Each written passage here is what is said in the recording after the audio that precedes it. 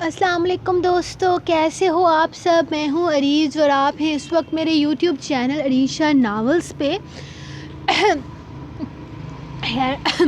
یار آج پھر ہمارے یہاں پہ نا بہت سردی ہو گئی ہے اور میری طبیعت بھی تھوڑی خراب ہو گئی ہے۔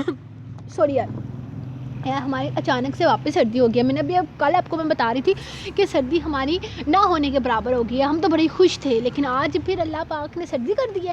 تو بس یار کیا ہی بتاؤں میں تو اور چلو کوئی نہیں یار، سردی گرمی تو لگی رہے گی اور میرے خیال میں زیادہ نہیں پر ایک آدھ مہینہ اور سردی کا ہمیں جھیلنا پڑے گا۔ اللہ سردی! تو ویسے آپ کو سردیاں اچھی لگتی ہیں یا گرمیاں اچھی لگتی ہیں؟ کامنٹ سیکشن میں بتائیے گا مجھے۔ تو چلے اسٹارٹ کرتے ہیں ہم آج کی ایپیسوڈ۔ اور کل 59 ہے نا آج، باقی جمعہ 59۔ تو چلو یار شروع کرتے ہیں، کل 60 ایپیسوڈ ہوگی، یعنی کہ اس ویک کی لاسٹ ایپیسوڈ۔ تو چلیے اسٹارٹ کرتے ہیں آج کی ایپیسوڈ، جو کہ ہے مہندی اسپیشل ایپیسوڈ۔ تو لیٹس اسٹارٹ۔ شدت جنون قسط نمبر 59، تحریر عریض شاہ۔ وہ تیار ہو کر باہر نکلا تو عبادت نیچے بیٹھی ہوئی تھی۔ نیچے آتے ہوئے اس کی پریشان صورت دیکھ وہ سمجھ گیا تھا کہ وہ ابھی تک اس عورت کے بارے میں سوچ رہی ہے، لیکن اس کے پاس ٹائم نہیں تھا اس کے بارے میں سوچنے کا۔ اس کے پاس ایک دن میں ہزاروں کے حساب سے کیس آتے تھے۔ وہ کس کس کا کیس لڑے؟ اس کے اسکیڈیول میں جو کیسز شامل تھے وہ صرف انہی پر غور کرتا تھا۔ یہ اس کی مجبوری تھی۔ وہ ایک مہینے میں 4 سے زیادہ کیسز پر کام نہیں کرتا تھا، کیونکہ اسے بھی ہر کیس کے بارے میں جاننا تھا، انفارمیشن حاصل کرنی تھی، ڈیٹیلنگ کرنی تھی۔ ایک کیس کے پیچھے کتنے سارے کام ہوتے ہیں شاید عبادت ابھی جوش میں سمجھ نہیں پا رہی تھی۔ فی الحال اس کی سوچ بالکل بچوں جیسی تھی کہ وہ وکیل بن کر یہ بھی کر لے گی وہ بھی کر لے گی، لیکن وکالت اتنی آسان نہیں تھی جتنی وہ سمجھتی تھی۔ چلو یار، ہم آلریڈی بہت لیٹ ہو چکے ہیں۔ زہرش بھابھی نے فون کر کے اب فون سے باہر آ جانا ہے، وہ اس کے پاس آتے ہوئے بولا تھا۔ ناشتہ نہیں کریں گے آپ؟ اس نے اچانک پوچھا جب اس نے نفی میں سر ہلایا۔ نہیں جانو، ناشتے کا ٹائم ہی کہاں ہے، دیکھو ہم آلریڈی کتنے زیادہ لیٹ ہو چکے ہیں۔ چلو اب چلتے ہیں، ہمارے پاس بالکل ٹائم نہیں ہے، جلدی آؤ۔ وہ اس کی بات کا جواب دیتا باہر نکلا تو وہ بھی اس کے پیچھے ہی باہر آ گئی تھی۔ جب دیکھا کہ وہ عورت وہیں ان کے گھر کے باہر ہی سڑک پر ایک سائٹ پر کھڑی تھی، عبادت کو تو جیسے قدم اٹھانا مشکل لگنے لگا تھا، جبکہ زران ایک گہرا سانس لیتا گاڑی کی طرف جانے کے بجائے اس عورت کی طرف چلا گیا۔ دیکھیں بی بی، آپ یہ سب کچھ کر کے مجھے زبردستی اپنا کیس لینے پر مجبور نہیں کر سکتی۔ آپ کسی اچھے لائر سے بات کریں، آپ کا کیس ایک طرفہ ہے، آپ آسانی سے یہ کیس جیت جائیں گی، بلکہ میں آپ کو اچھے سے اچھا وکیل سجیسٹ کر سکتا ہوں۔ وہ ان کے پاس آتے ہوئے بولا تھا جب اس عورت نے نفی میں سر ہلایا۔ نہیں، کوئی بھی وکیل اس کیس کو ہاتھ رکھنے کے لیے تیار نہیں ہے، کیونکہ قاتلوں کے خلاف سارے ثبوت ہونے کے باوجود بھی وہ لوگ بہت پاورفل ہیں۔ میں جس بھی وکیل سے بات کرتی ہوں وہ ان کی دھمکیوں میں آ جاتا ہے۔ موت کا ڈر تو سب کو ہوتا ہے۔ وہ اس کی طرف دیکھتے ہوئے بولی تو زران نے کندھے اچکائے تھے۔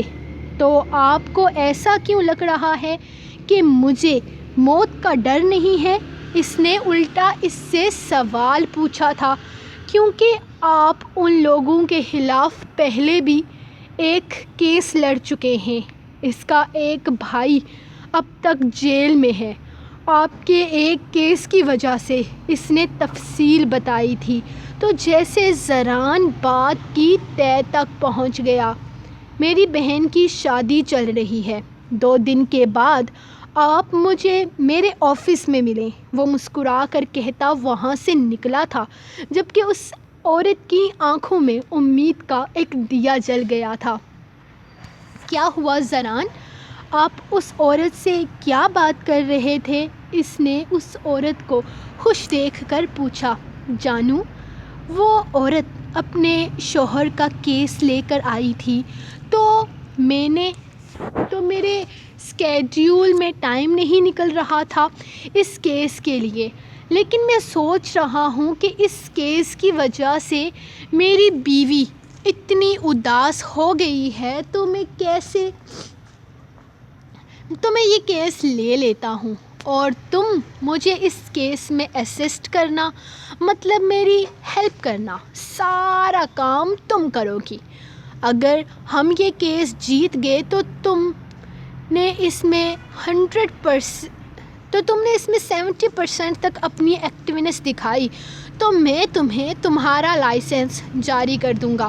تمہیں اس کیس میں پوری جان لگا دینی ہے، وہ بھی ایسی گندی گندی شکلیں بنائے بغیر۔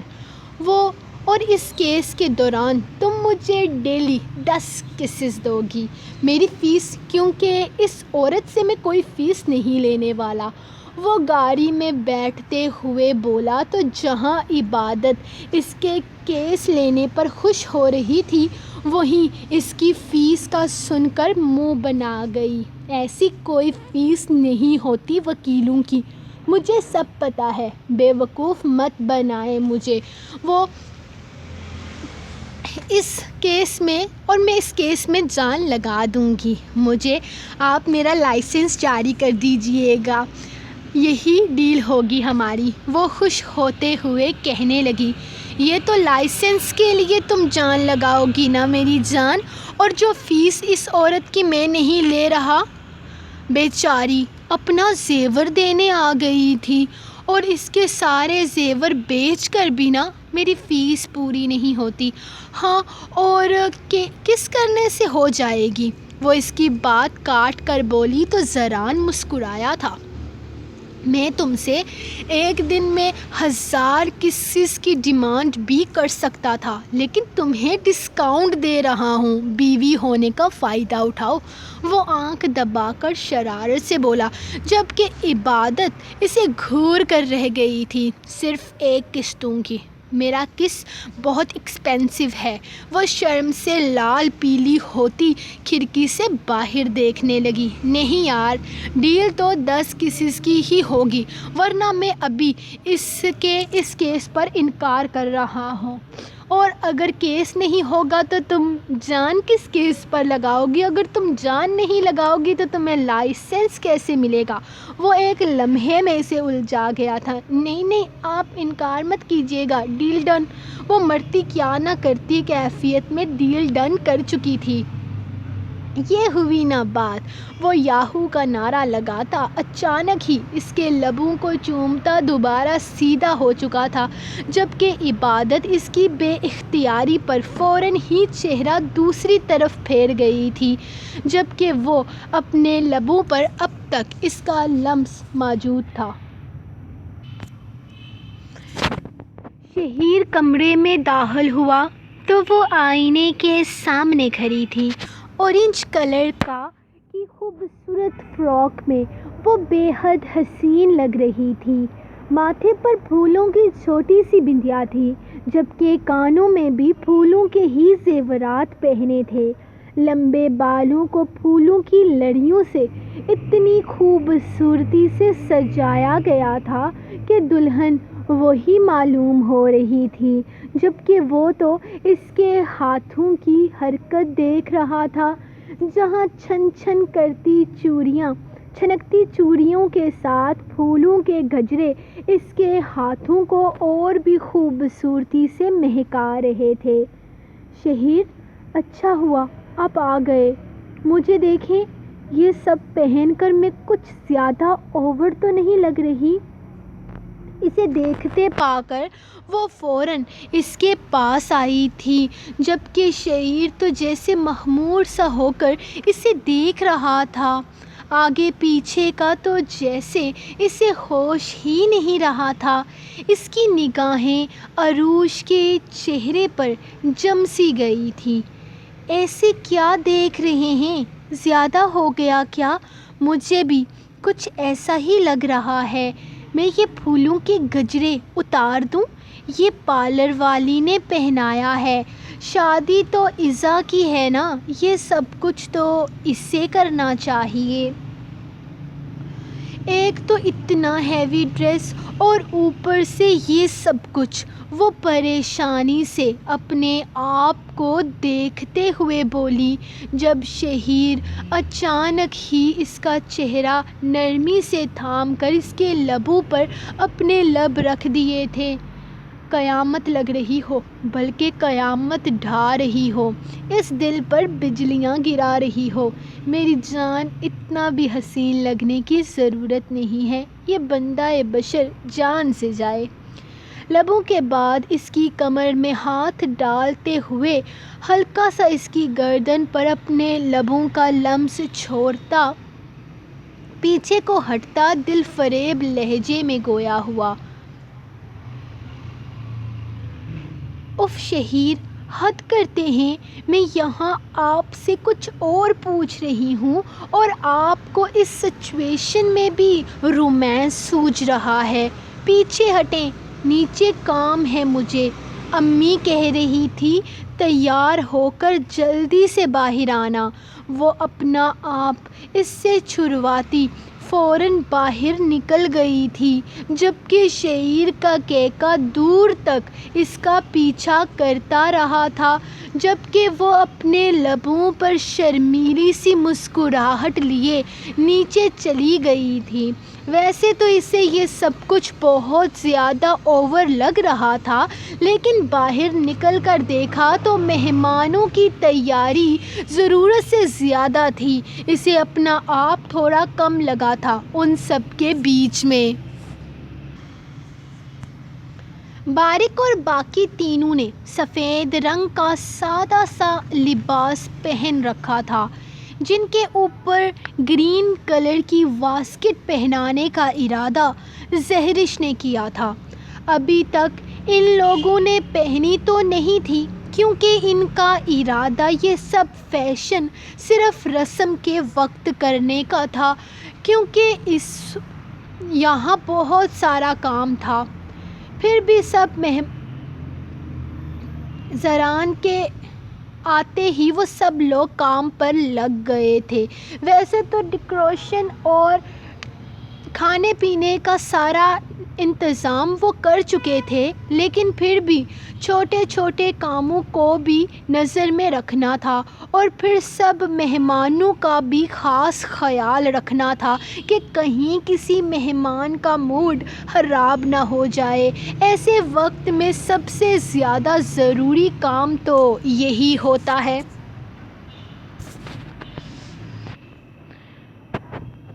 ابھی وہ یہی سب کچھ سنبھال رہے تھے جب بلقیس پھپھو کے آنے کی خبر ملی۔ وہ چاروں مسکرا دیے تھے اور پھر تیزی سے دروازے کی طرف قدم بھی بڑھا چکے تھے، کیونکہ انہیں ایک ذرا سی بات بری لگ جائے تو ہنگامہ ہونا ایک نارمل سی بات تھی۔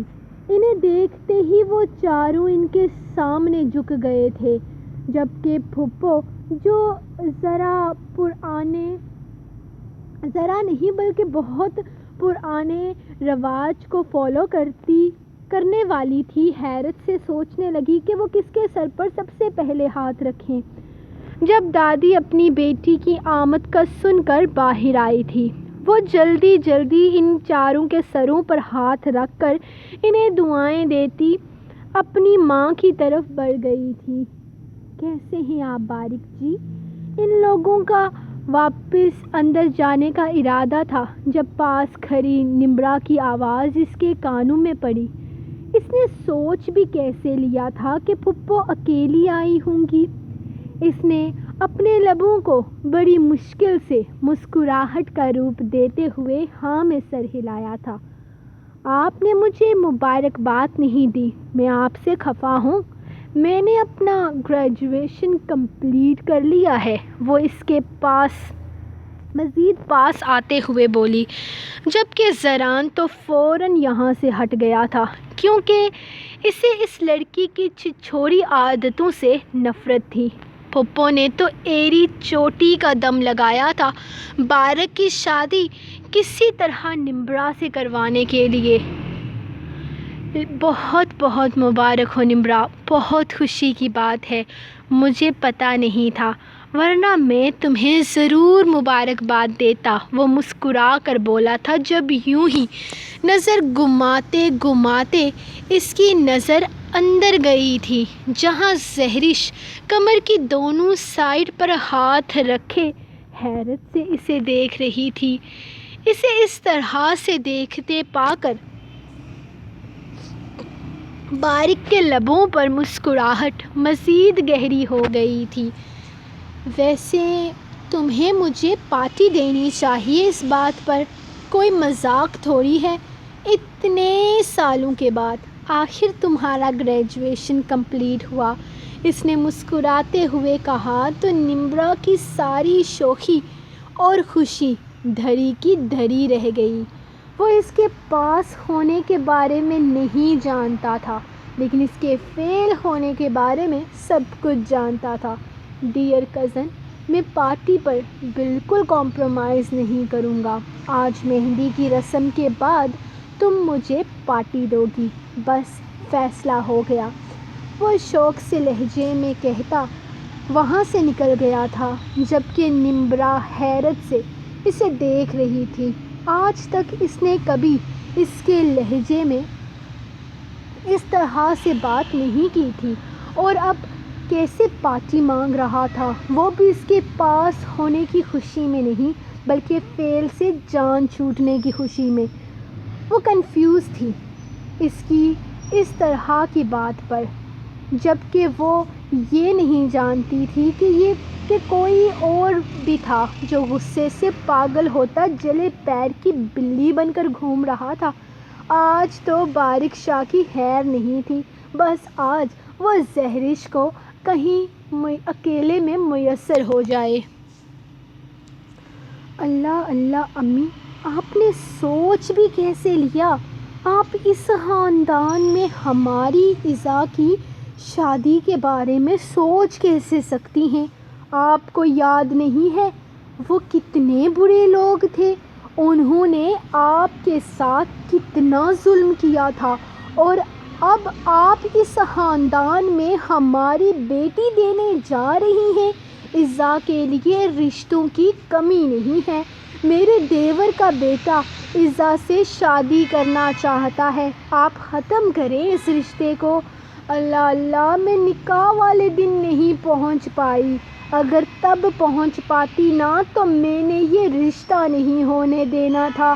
استغفر اللہ، آپ تو سارے بچوں کو خاندان سے دور بھی آ رہی ہیں۔ پہلے آپ نے بارک کی شادی کر دی، حالانکہ میری بیٹی سے اچھا رشتہ مل نہیں سکتا تھا۔ ٹھیک ہے، زہرش اچھی بچی ہے، سارا گھر سنبھالا ہے، سارا انتظام اس کے ہاتھ میں ہے، میں سمجھ سکتی ہوں، لیکن شعیر نہ جانے کیوں کون لوگ ہیں، کون سا خاندان ہے، کچھ پتہ نہیں ہے، اور پھر زبر کا نکاح کر دیا، بیٹھے بٹھائے کسی کو خبر نہیں ہونے دی۔ اور زران، خیر اس کا میں کیا ہی کہوں، وہ تو من موجی بندہ ہے، اپنی مرضی کرتا ہے، لیکن ایزا کی شادی آپ اس طرح کیسے کروا سکتی ہیں؟ امی، وہ دشمنوں کا خاندان ہے، بہت غلط کیا آپ نے۔ پھپھو کو ابھی تفصیل پتہ چلی تھی کہ وہ لوگ کون ہیں۔ چھوڑو نا بیٹا، پرانی باتوں میں کیا رکھا ہے، اور ویسے بھی وہ میرا پوتا ہے اور مجھے پتہ ہے وہ ایزا کو خوش رکھے گا۔ اس کے بھائیوں نے سوچ سمجھ کر فیصلہ کیا ہے اور مجھے کوئی اعتراض نہیں ہے۔ لڑکا بھی اچھا ہے اور ایزا بھی اسے پسند کرتی ہے۔ دونوں ایک دوسرے کو چاہتے ہیں۔ وہ اسے سمجھاتے ہوئے بولی تھی، وہ تو میں دیکھوں گی کہ لڑکا کیسا ہے اور کیسا نہیں، اور شکل صورت کیسی ہے، سب کچھ سمجھ میں آ رہا ہے۔ شکل صورت کیسی ہوگی، خاندان ہی ایسا ہے تو نہ جانے وہ کیسا ہوگا۔ وہ ابھی بول ہی رہی تھی جب باہر شور مچ گیا تھا، اس کے کہ دولہے والے آ چکے ہیں۔ سب سے پہلے تو نمرا ان کے پاس سے اٹھ کر باہر گئی تھی، جبکہ پھوپھو بھی اس کے پیچھے ہی آ گئی تھی، کیونکہ انہیں بھی دامیار کو دیکھنے کا بڑا شوق ہو رہا تھا۔ دیکھ کر بتا پیارا ہے یا نہیں، ہماری ایزا کے ساتھ کیسا لگے گا؟ میرے دیور کا بیٹا اچھا تھا ہماری ایزا کے لیے، دولت مند بھی ہے، خوبصورت بھی ہے، پڑھا لکھا بھی ہے، اور اب تو سرکاری نوکری بھی ہے۔ ایزا کے لیے بہترین رشتہ تھا، لیکن ان لوگوں نے تو اپنی ہی کرنی ہوتی ہے۔ نہ باریک کے ساتھ تیری جوڑی بننے دی، نہ ہی ایزا کے ساتھ میرے عالیان کی۔ وہ تو جیسے دل میں رکھی ساری باتیں اپنی بیٹی کے سامنے بول رہی تھی۔ جب دھیان اچانک ہی سامنے سے اندر داخل ہوتے دامیار پر گیا تھا، جس کے ساتھ کھڑی عروش اور زہرش چھوٹی چھوٹی رسمیں ادا کر رہی تھی۔ امی، یہ تو ضرورت سے زیادہ پیارا ہے۔ انہیں اپنے بے حد قریب سے نمرا کی آواز سنائی دی۔ شکل کا اچار ڈالنا ہے جب جیب میں پھوٹی کوڑی نہ ہو۔ امی نے اس کی شکل کو بالکل گھاس نہ ڈالا تھا۔ مجھے سمجھائیں بھابھی، مجھے یہ رسمیں کرنی نہیں آتی، میں نے آج تک کسی کی شادی اٹینڈ نہیں کی ہے، وہ پریشانی سے کہنے لگا تھا۔ وہ اچھا خاصا کنفیوز ہو رہا تھا جب اس کے ساتھ کھڑے راحیل نے بتایا کہ اس تھالی سے جوس کا گلاس اٹھا کر اسے وہاں پیسے رکھنے ہیں۔ اس کی بات سنتے ہوئے اس نے فوراً اپنی جیب سے چند نوٹ نکال کر اس کی تھالی میں رکھتے ہوئے گلاس اٹھایا تھا، جبکہ 5-5 ہزار کے 15 سے 20 نوٹ دیکھتے ہوئے پھوپھو کی آنکھیں کھل گئی تھیں۔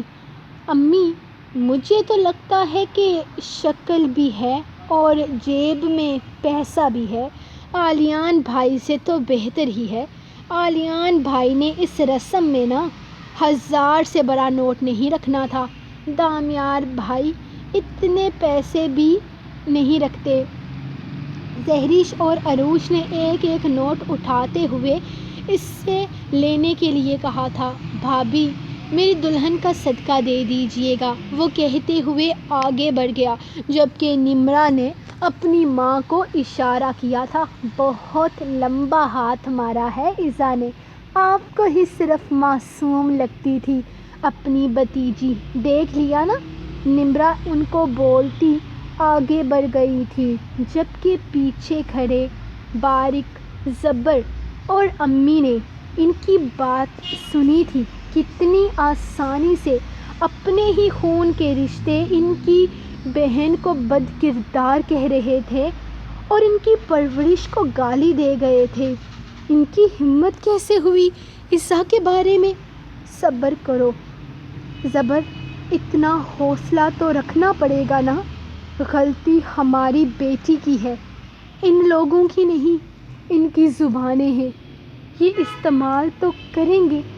وہ انہیں سمجھا کر آگے بڑھ گئی تھی، جبکہ وہ دونوں اپنا غصہ کنٹرول کرتے رہ گئے۔ وہ بڑی سی فراک پہن کر آہستہ آہستہ چل رہی تھی، جب اچانک ہی اس کا لمبا سا دوپٹہ اس کی ہیل میں اٹکا تھا اور وہ زوردار دھکا لگنے کی وجہ سے فل سپیڈ میں زمین پر گرنے لگی تھی جب اس کی چیخ اس کے منہ میں ہی دب گئی، کیونکہ وہ نیچے گری ہی نہیں تھی بلکہ کسی کی باہوں میں گری تھی۔ اس نے خوش ہوتے ہوئے اپنے مسیحا کا چہرہ دیکھنا چاہا تھا جب اس کا منہ بن گیا اپنے سامنے زبر کو کھڑے دیکھ کر، جبکہ اپنی کمر پر اس کی گرفت مضبوط ہوتی پا کر وہ غصے سے اسے گھورنے لگی۔ چھوڑو مجھے بدتمیز آدمی، میں کہتی ہوں چھوڑو۔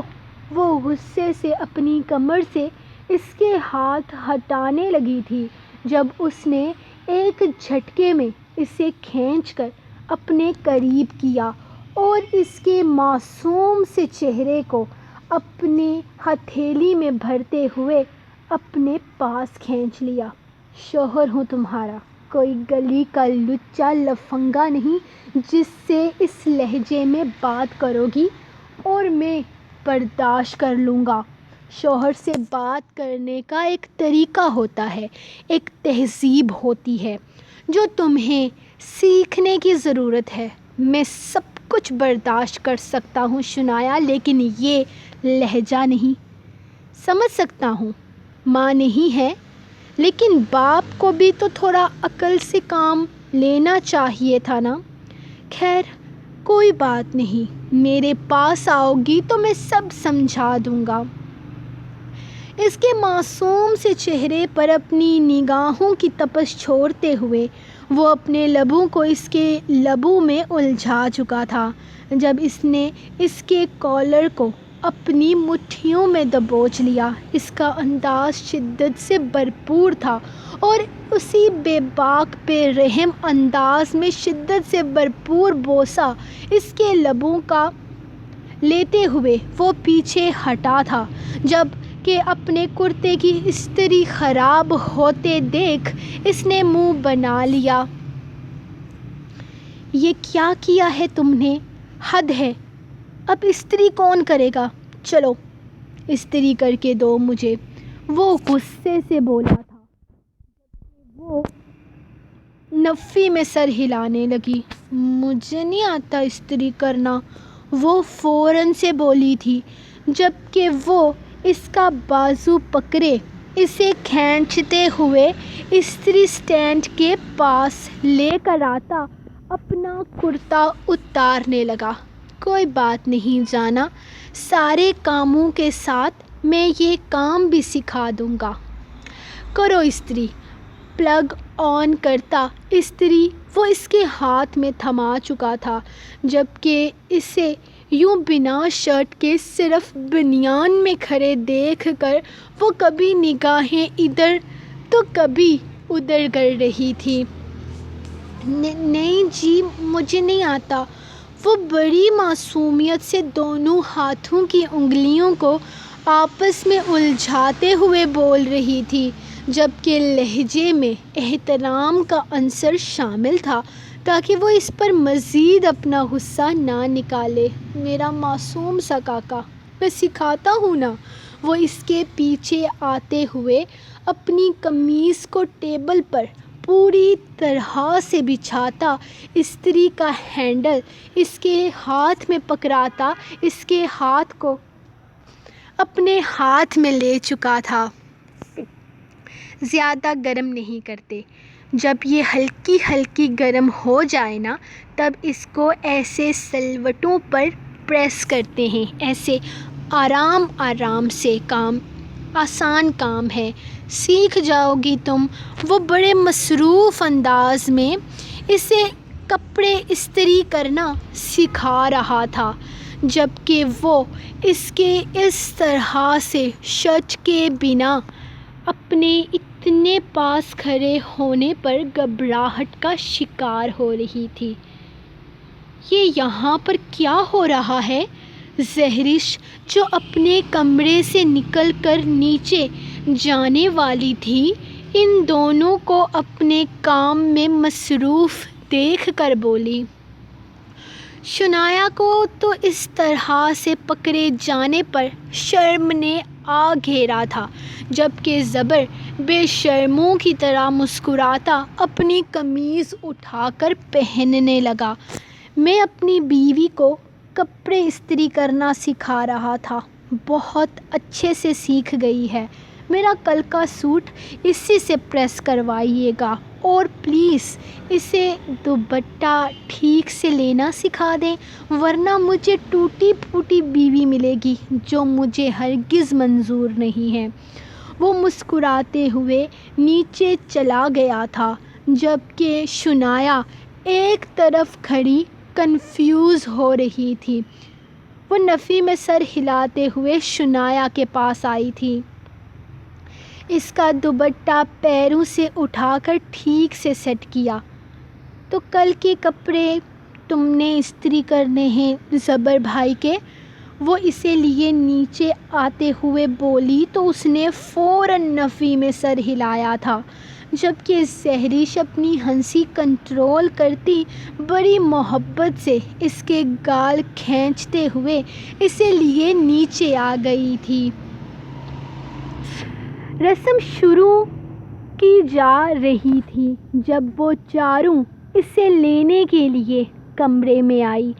گرین کلر کے خوبصورت سے لہنگے میں وہ مہندی کی دلہن بنی بے حد حسین لگ رہی تھی۔ اور ویسے بھی وہ بہت حسین تھی، لیکن آج جیسے حسن ٹوٹ کر برسا تھا۔ ماشاء اللہ بہت حسین لگ رہی ہو، زہرش نے پاس آتے ہوئے اس کے ماتھے کو چوم کر اسے اپنے ساتھ لگایا تو اس کی آنکھیں بھر آئی تھیں۔ رونا مت یار، سارا میک اپ خراب ہو جائے گا، میرا پیارا بچہ بہت حسین لگ رہا ہے۔ وہ اسے اپنے ساتھ لگائے اس کے سر پر دوپٹہ اڑانے لگی تھی، اور پھر اسی دوپٹے کی چھاؤں میں وہ چاروں ایک ایک کونا پکڑے اسے باہر لا رہی تھی جہاں اس کی رسم ادا ہونی تھی۔ سیڑھیوں سے نیچے لاتے ہوئے اس نے ایک نظر اٹھا کر سامنے دیکھا تھا، جہاں دامیار اسٹیج پر کھڑا پوری طرح سے اسے دیکھنے میں مگن تھا۔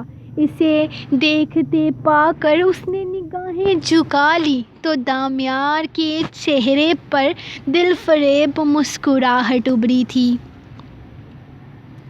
مہندی کی رسم شروع ہو چکی تھی، وہ اس کے ساتھ لا کر بٹھا دی گئی تھی۔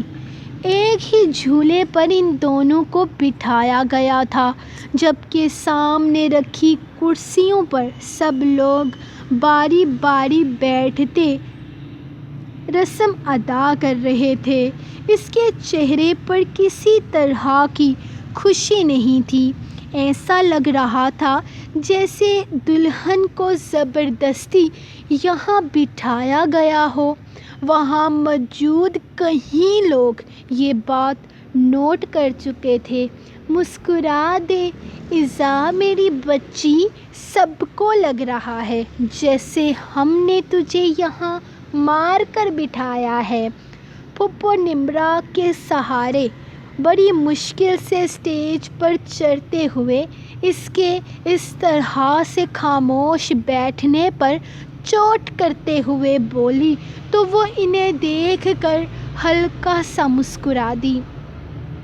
وہ تھکاوٹ ہو گئی ہے، تقریباً 2-4 گھنٹوں سے اس پارلر والی کے سامنے بیٹھی تھی نا، اس نے کم آواز میں بہانہ بنانے کی کوشش کی تھی۔ تو بھار میں ڈالو اس رسم کو، ایذا تم جا کر آرام کرو۔ پاس بیٹھا دامیار فوراً بولا تو پھپھو نے اسے عجیب سی نگاہوں سے دیکھا تھا، جبکہ نمرا اپنی انگلی میں لٹ الجھاتے کندھے اچکا گئی تھی۔ نہ میاں، یہ رسمیں ہیں اور رسمیں ہوتی ہیں، لڑکی کا کیا ہے، وہ تو تھک جاتی ہے، اور ہماری ایذا ہے ہی نازک سی، تم اپنی سائنس نہ جھاڑو۔ پھپھو کا لہجہ بڑا ہی تلخ تھا، جیسے اندر ہی اندر آگ لگی ہو۔ یہ رسمیں انسانوں کی بنائی گئی ہیں پھپھو جی۔ اصل رسم نکاح ہے اور پھر رخصتی۔ اتنے لمبی چوڑی رسموں میں پڑنے کی تعلیم ہمیں ہمارا دین نہیں دیتا، اور آپ فضول میں یہ رسموں کی سائنس میری منکوحہ کو نہ الجھائیں۔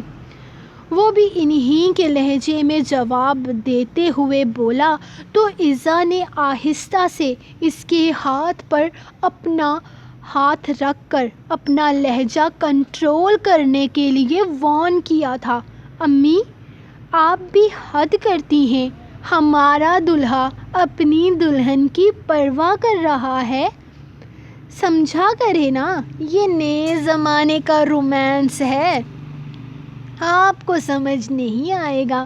نمرا نے بڑی چالاکی سے بات کو کوئی اور رخ دے دیا تھا، جبکہ اس کی بات سن کر ایزا کا چہرہ سرخی جھلکنے لگا تھا۔ وہ بڑے ضبط سے وہاں بیٹھی تھی اور پھر رسم ہوتے ہی وہ اٹھ کر وہاں سے نکل گئی تھی، جبکہ اس کے بعد دامیار کچھ بھی نہیں بولا تھا، لیکن یہ جانتا تھا کہ ایزا کا موڈ خراب ہو گیا ہے۔ اسے اندر کمرے میں آئے ابھی تھوڑی ہی دیر ہوئی تھی۔ اس کا ارادہ سب کچھ اتار دینے کا تھا، لیکن ابھی اس میں ہمت نہیں ہو رہی تھی کچھ بھی اتارنے کی۔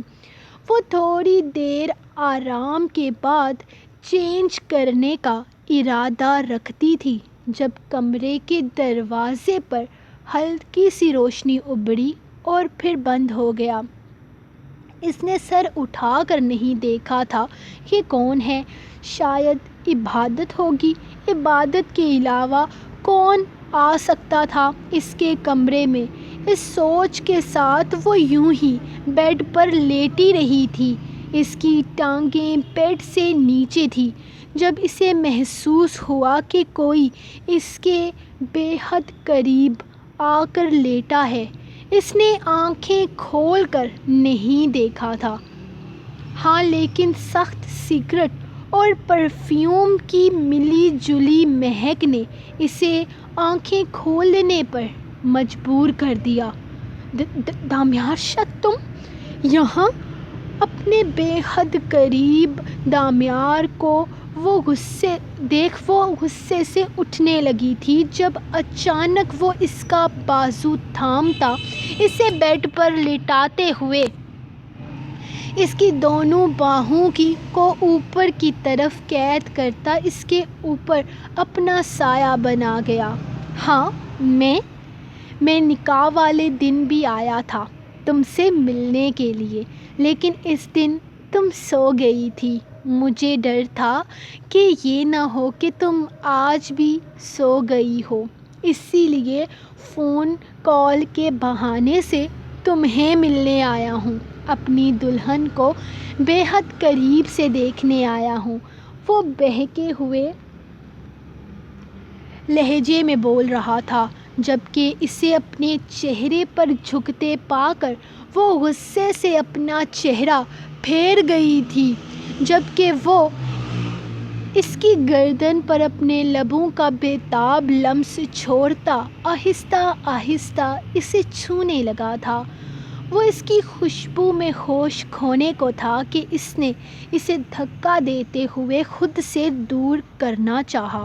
وہ خود کو چھڑوا تو نہیں پائی تھی، الٹا اس کی پناہوں میں مزید قید ہو گئی تھی، جبکہ وہ خمار آلود نگاہوں سے اس نازک سراپے کو دیکھتا اس کے لبوں پر اپنے لب رکھ چکا تھا۔